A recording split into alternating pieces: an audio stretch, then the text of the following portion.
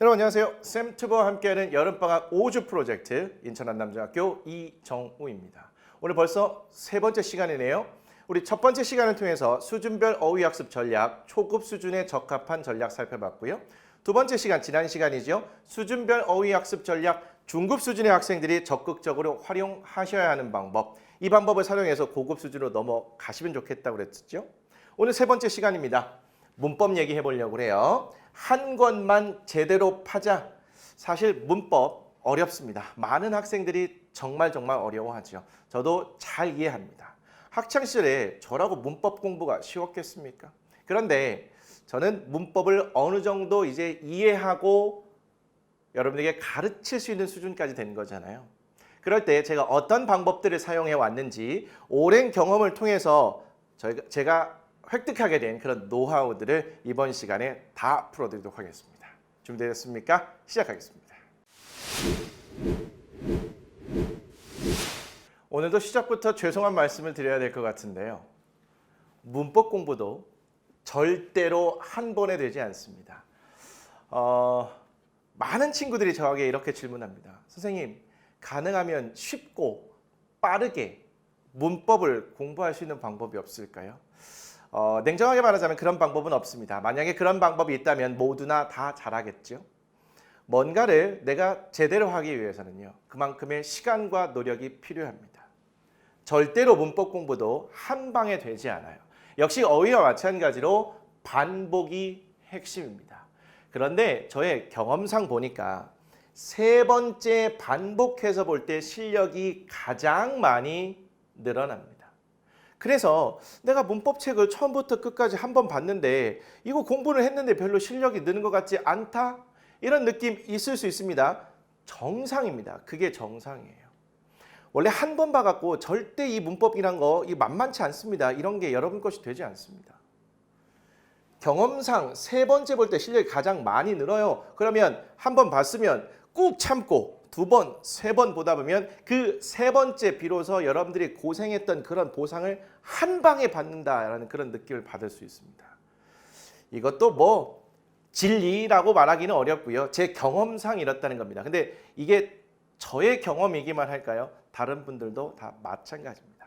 적어도 세 번 이상은 반복해서 보셔야 되고요. 세 번째 볼 때부터 실력이 팍팍 늘어나는 느낌이 나요. 그러면 첫 번째, 두 번째 볼 때는 굉장히 지루하고 힘들 수 있겠죠. 그걸 견뎌내셔야 됩니다.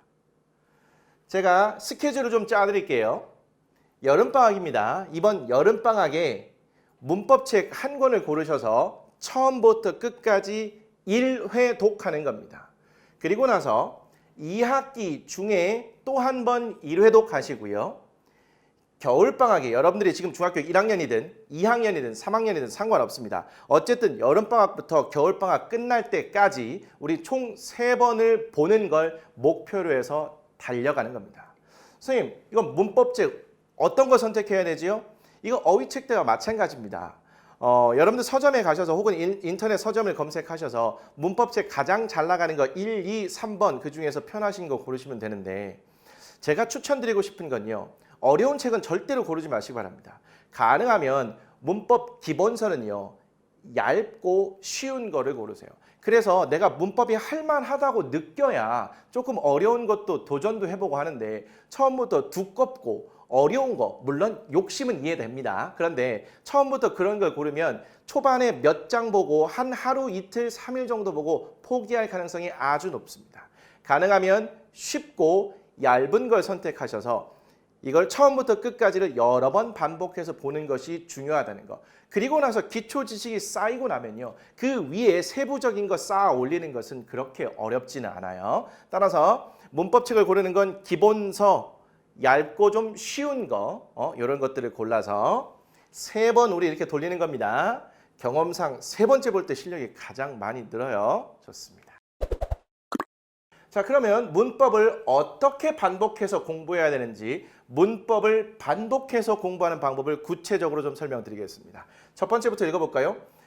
문장 단위로 이해를 해야 하는데 학습한 문법은 문장의 일부분입니다.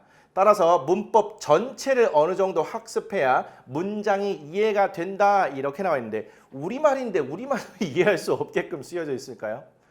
자, 문법이라는 것은요. 단어를 조합해서 문장을 만들어내는 겁니다. 우리는 그 문장을 보고 이해를 하고 의사소통도 하는 거죠. 예를 들어서 우리가 투부정사라는 문법을 배웠다고 할게요. 그런데 이 투부정사는요. 문장의 일부분입니다. 따라서 투부정사를 배웠다고 해서 이 문장 전체가 이해가 되는 것은 아니죠.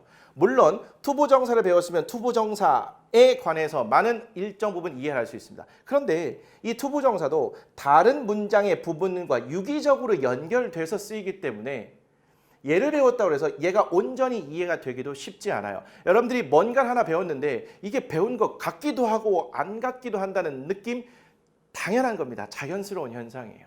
그럼 이걸 어떻게 해야 될까요? 문장의 나머지를 이루고 있는 부분들도 전반적으로 공부가 돼야 얘네들이 유기적으로 연결이 된 상태에서 문장들이 이해된다는 거죠. 따라서 문법을 공부할 때는 내가 오늘 1시간 공부했으면 그만큼의 효과가 나는 것이 아니라 얘네들이 일정 부분 쌓여야 그때 갑자기 실력이 쭉 오르는 이런 느낌이 난다는 거예요. 제가 아까 경험상 3번째 볼 때 실력이 팍 오른다고 그랬죠. 그때 개별적으로 배웠던 것들이 어느 순간에 쫙 연결되는 이런 느낌이 날 때가 있어요. 그때 실력이 확 오르는 겁니다. 그래서 초반에 이런 걸 배웠는데 내가 이거를 온전히 이해가 안 된다는 느낌 받는 거 이거 자연스러운 현상이기 때문에 여러분들 스스로를 탓하지 마시고요.